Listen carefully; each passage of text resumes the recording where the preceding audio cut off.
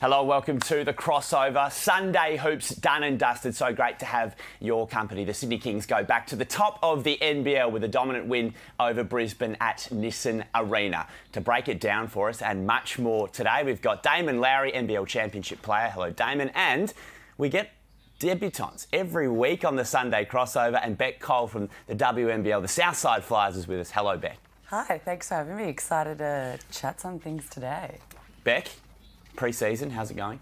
It is good. We have such an exciting group. We have some vets, we have some new young kids coming through, and I think, look, we just signed LJ. That's super exciting for Australian basketball. The GOAT. Oh, that LJ.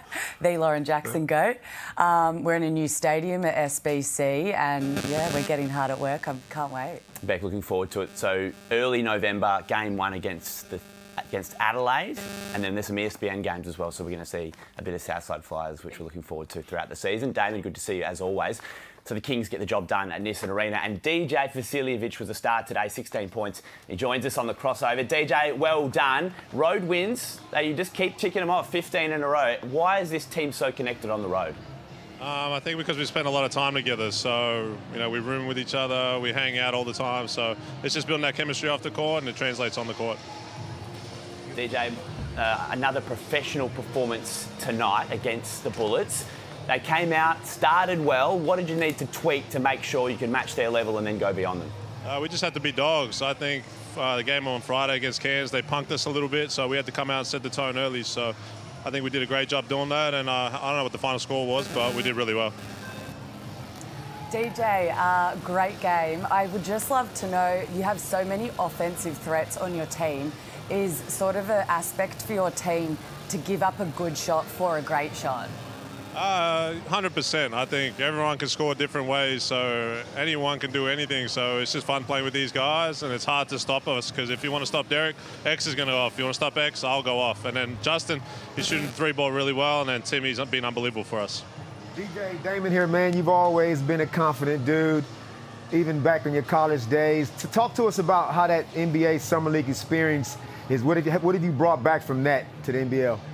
Just the experience and professionalism. A lot of our guys, never had that experience. So for me to come back and, kind of show them what the culture was like over there, how to stay a professional, and then go out and hoop, and we've done that really well. What did you learn over there, DJ? What have you brought to your game as a result of having that opportunity? How to play against quicker, more athletic guards. So getting my shot off real quick, kind of reading the game a little bit more, and then just going out and hoop. You've got a big future ahead of you, no matter what direction it goes in the NBL. But what about higher honours and playing for the Boomers? You've had a little bit of a taste of it, but there's a pretty important tournament coming up next year in Paris that you could potentially look forward to.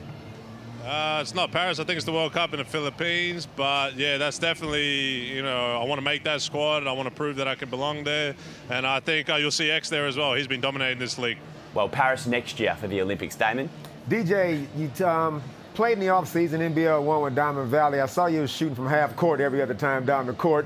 That kind of freedom carries over to the NBL, don't it? I mean, Chase gave me the green light, so I've been practicing it with my trainer, Dion Jewell, in the offseason. I've been able to show with Diamond Valley playing in front of fans and family, and, yeah, Chase has let me be me, I guess. DJ, top of the NBL. The Kings are flying defending champs. You guys are looking great. Thanks for your time on the crossover. I appreciate it. Thank you for having me. DJ Vasiljevic with 16 points today at Nissan Arena.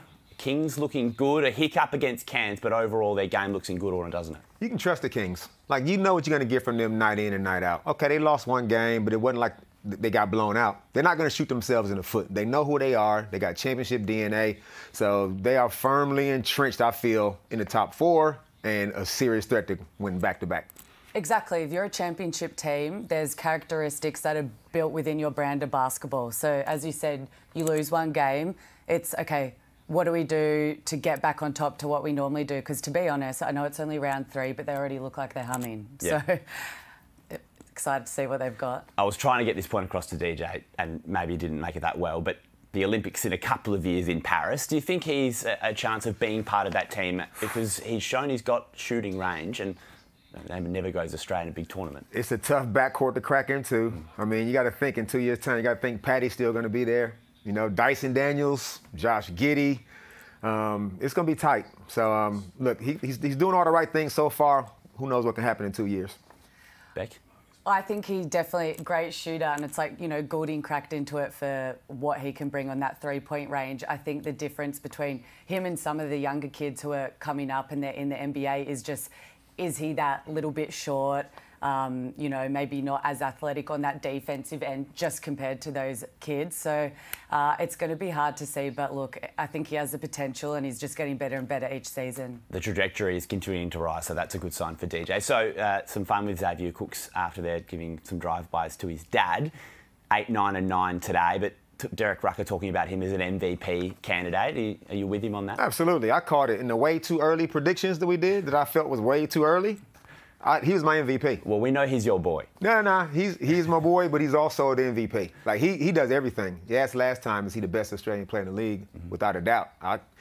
This was a quiet game for him today. Quiet by his standards. So, yeah, MVP for sure for mine. Is this his last season in the NBL? Are we going to see him back next year? I hope not. That's what you want to say. You want to see the NBL, breed these amazing players and send them overseas, get them NBA opportunities, summer league opportunities. But like you said, it's a quiet day, but he almost had a triple-triple. Is that what it's called? Triple-double. Clearly never made triple-double. No rebound, so, But I think he's a key to the success of the Kings, and I think each week, he's going to come to play. He's the engine, and he runs it really well. So, Justin Simon, a year off in Germany doing his thing. He's back in the NBL. And you mentioned it before. He's got some scoring prowess, Damon, now that he's back in the NBL. Absolutely. When he wasn't not putting up big numbers like this when he was at Illawarra. Always a rock-solid defender and a candidate for Defensive Player of the Year. But now he's going away overseas. He's come back. He's making shots. He's being aggressive. And it's, it's the system. It's the system, Drew. Like, Chase has got these guys playing up and down. They're getting out in transition. It suits his game. I think coaches would love Justin Simon because you don't have to run plays for him, but he will finish them if required. That sort of player is so valuable for Sydney going forward. 100%. Like he said, the system is working for him. He's slashing, getting to the rim. They're easy buckets that you don't have to work for, that then get your confidence going. And you saw it, he was just letting that thing fly and it looked easy. Brisbane Bullets, worst start since 2003. They're 0-4. Is the season teetering on the edge here? Can they make something of this? Or am I being overly aggressive? Your season might be over. Is that too big of a call? Well, it's 4. All right, let me calm down. What I just saw, there's no way, if that continues, you are going anywhere near the top 6. Nowhere near. You have no shot at all if that continues. Now, if they turn it around and work out where the ball should go, how to play together, how to get guys open, how to defend. If they do that, I'm happy to change. But as of right now, it's called divine mathematics, Drew. You take what they're doing right now and you multiply it, and that's how you figure out the future. Nostradamus stuff. And right now, the way they're going, no shot. Talked about on the coverage, Beck, in particular Andrew Gaze and Jack Heverin were saying the list on paper, the roster looks good. So they just need to get a bit more out of themselves, or is it the way they're playing, or can you diagnose it for us? Yeah, I think it's a bit of both. I would personally love to see Bainesy getting more touches in the paint, not getting the ball out on the three-point line at the wing. Like, look at him. He's a specimen. He's amazing. Let him do his thing. And then, TJ and Devondrick, they're great on the outside, on the offensive transition. So, yes, it is the system 100%, but like Gazy and Jack were saying, it needs to get done on the defensive end. If you're giving up 100 points, you're not going to win games. So, maybe they need to crack down on that defensive system.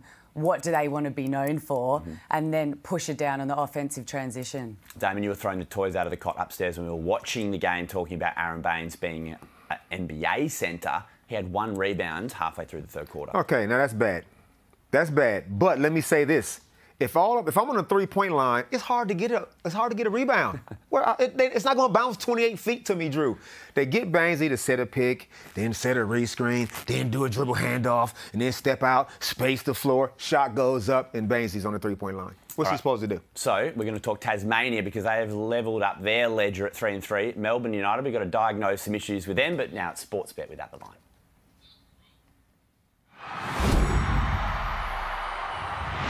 Welcome to At The Line. The NBA season only a few short sleeps away, and it starts with a big-time doubleheader. We'll get into that shortly. But I want to have a look at the Eastern Conference market first of all, because this is flipped. Boston were favourites for the East and the whole thing. That's been flipped on its head. Milwaukee now favourites to win the Eastern Conference at $3.60. Boston, I think on the back of the drama with the head coaching situation, having an interim coach for the full season, they're at $4. And Brooklyn, of course, they're the most interesting team in the NBA. The drama that follows this team is extreme. Ben Simmons is healthy. He's ready to go. Kevin Durant, when engaged, is the best player in the NBA. And Kyrie Irving, well, when he shows up, he is a superstar. There is no doubt about that. Let's jump to the Western Conference. Let's go out west, where the Golden State Warriors, the reigning defending champions, deserve their favouritism in the Western Conference. They're at $4.20. The Clippers at $4.33. I think we've been sucked in here. I want to see it before I can believe it. Phoenix at $5. Well, they just got beaten by the Adelaide 36ers, but we do know they are a quality basketball team. And Denver at $9.50. Let's skip across to the overall championship market, the NBA championship market for 2022/23. The Bucks are the favourites at $6.50. They'll enter the season as favourites. Boston just out to $7, so they've been on the drift on the back of the drama that has followed them. Golden State, they are value at $8. They won the whole thing last year, and I can mount the argument they'll be even better this year. The Clippers at $8, and Brooklyn there, some value at $10. So that's the championship markets, the East, the West, and the overall title. Let's have a look at the two games ahead of us on the schedule, and the first of two is Boston and Philadelphia. Joel Embiid, well, I mean, he does it all the time. 30 plus looks easy for him. They don't have necessarily someone to guard Embiid down on the block. I think he'll get 30. That means James Harden will be dishing out assists all night long. 10 plus assists for James Harden, and Jaylen Brown 25 plus points. $5.50 looks good if you ask me. And then in the second game, let's have a look at LeBron James entering year 20. If you don't mind, he'll get 30 plus. He likes to make a statement on opening night. He'll never feel better with those aging legs than opening night. 30 plus for him. Steph Curry, 30 plus. If he gets busy from beyond the arc, 30 should be 40. And then Klay Thompson, he's back fully healthy. He's had a full preseason. He looks good. I think he'll average around 20 a game, so let's take him for 20. That is a very juicy same-game multi. Enjoy the NBA. It's not far away. The season is here. Get excited. If you're having a bet on the NBA, gamble responsibly. You know the score. Stay in control. Gamble responsibly.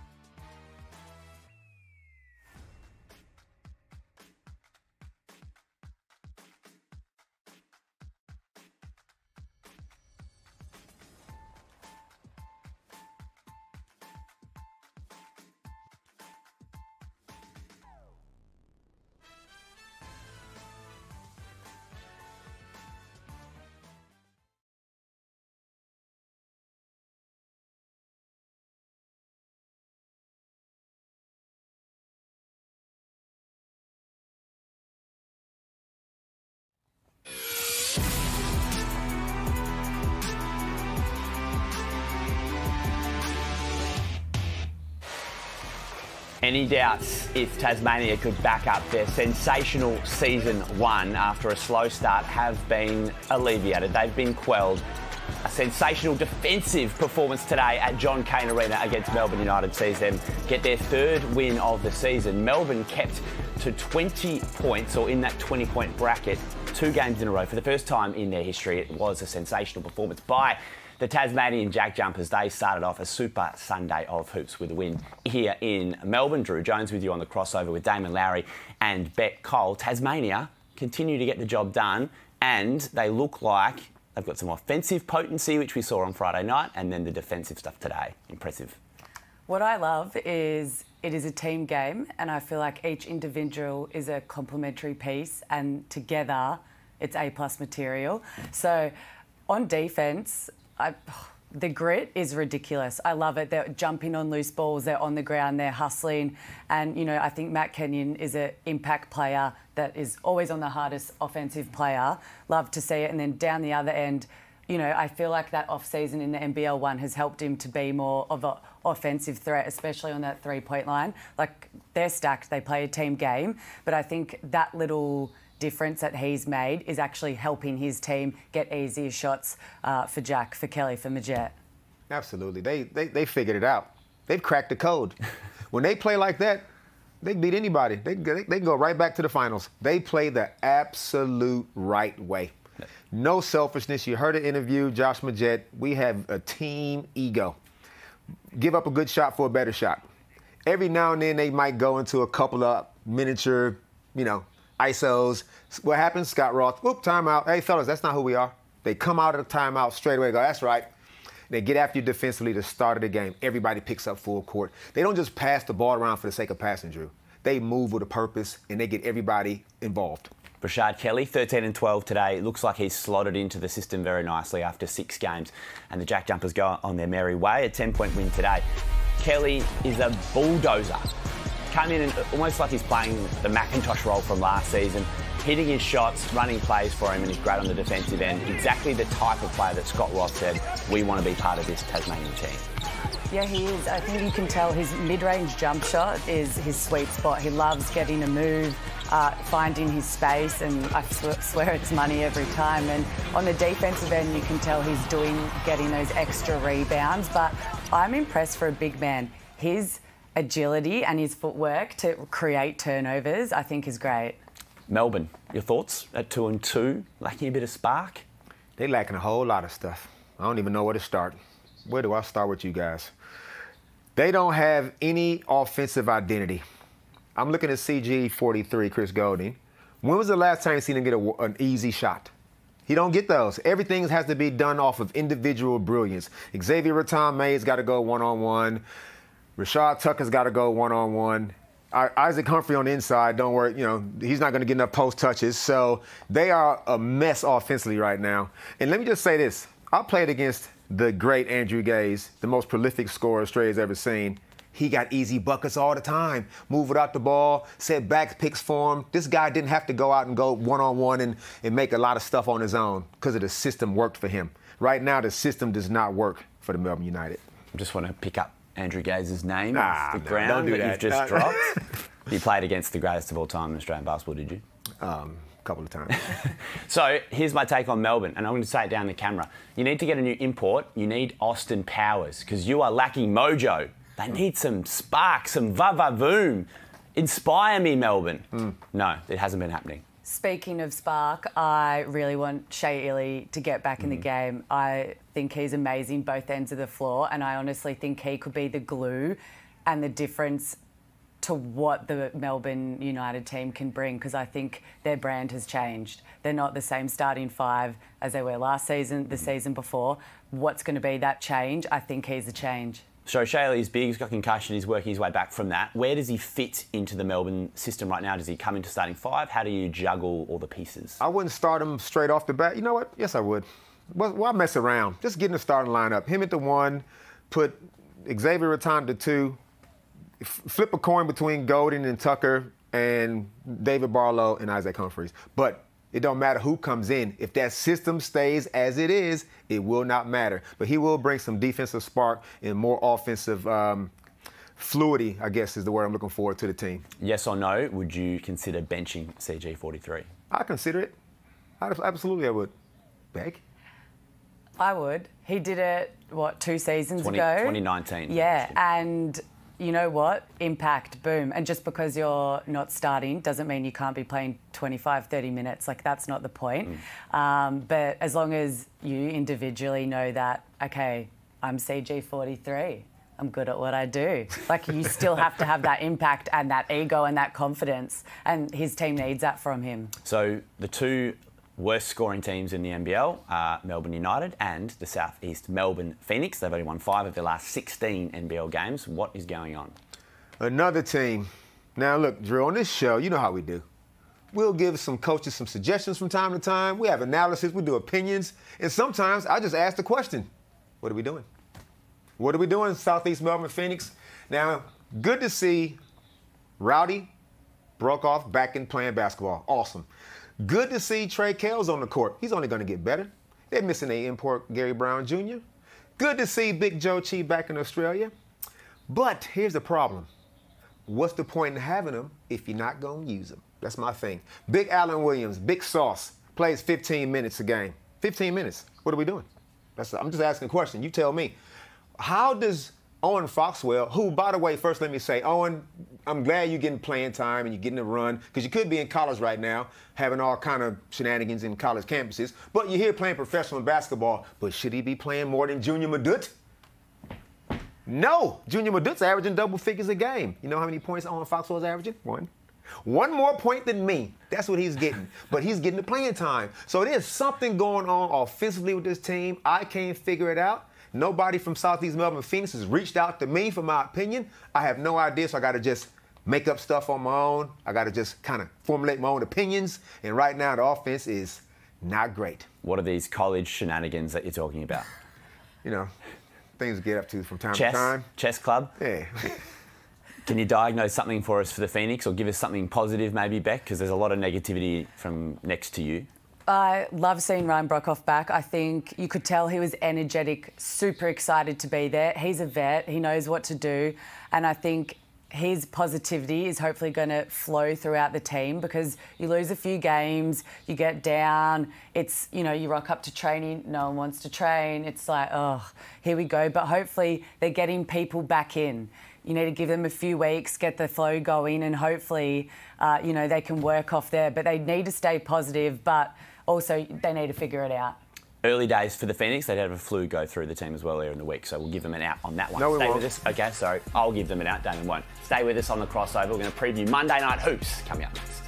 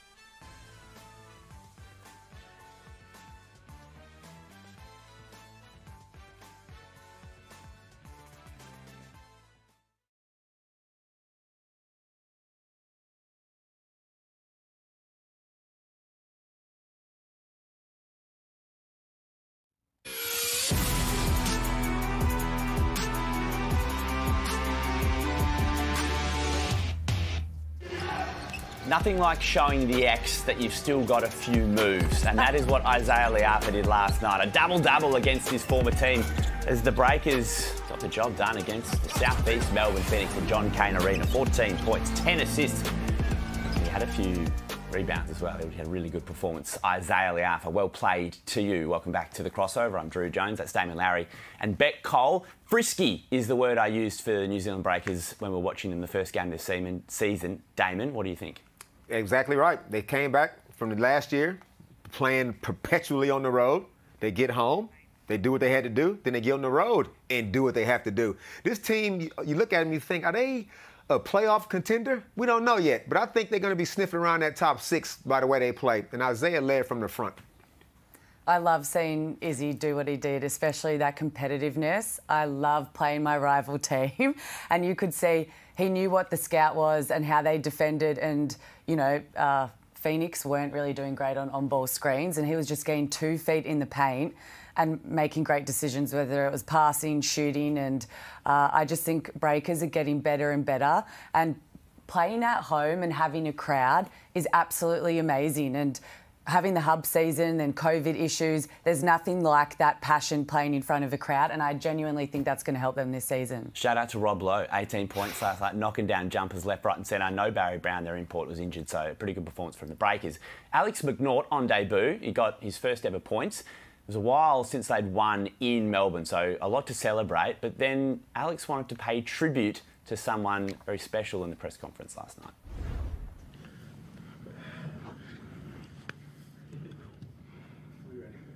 Yeah, Alex wants to say something about Hagrid. Well, I'm a big Harry Potter fan, so we'll start off with that. And that one was for you, Robbie Coltrane. That's rest in love, my friend. Robbie Coltrane getting a mention in the post-game press conference. Rest in peace. You got to have a guy like that in your team. Alex, well done, man. Well done.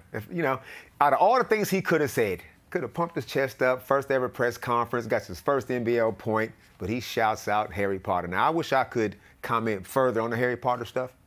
I haven't seen enough of it, so I don't even know who he is. People aren't coming to the crossover to hear Harry Potter chat. They want hoops chat. Illawarra 1 and 3. They're your team. They're your responsibility. How big is tomorrow night against the Breakers for them? Huge. It ain't must win, but it's almost must win. They got to get it done. They got to figure out a way to win. I think they match up really well against each other. I'm really excited to see how it goes down. Would love to see Sam Froling getting more inside touches as well, and Harvey creating just more easy shots for himself. So, yeah, I can't wait to see what goes down. Monday Hoops is going to be sensational. The Breakers and Illawarra at Wynn Entertainment Centre. Beck, your debut has been superb. Now, when LJ calls for the ball, do you always pass it to her? Do you have to? Oh, look, if she's still scoring 30 points a game, 100%. But also, I love a shot, so... You love the lighting too, don't you? If I'm lighting it up, like this light is making me look as good as here, I'm going to shoot that shot. All right, guys, thanks so much. That's been The Crossover. Enjoy the game tomorrow night, Illawarra and the Breakers.